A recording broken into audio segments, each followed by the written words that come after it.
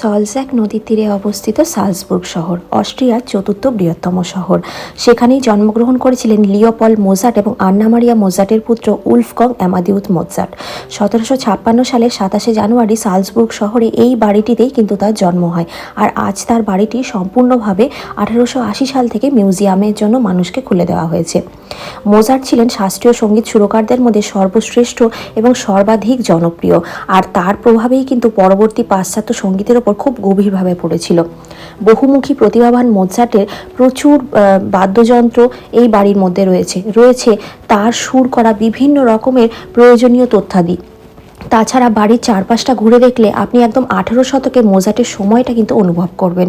একজন মিউজিকের স্টুডেন্ট হিসাবে তার সম্পর্কে জানার ছিল আমার গভীর আগ্রহ, তাই প্রচুর পড়াশোনা করে এই জায়গাটিতে এসে আপনাদের সঙ্গে তুলে ধরতে পেরেছি প্রচুর অজানা তথ্য।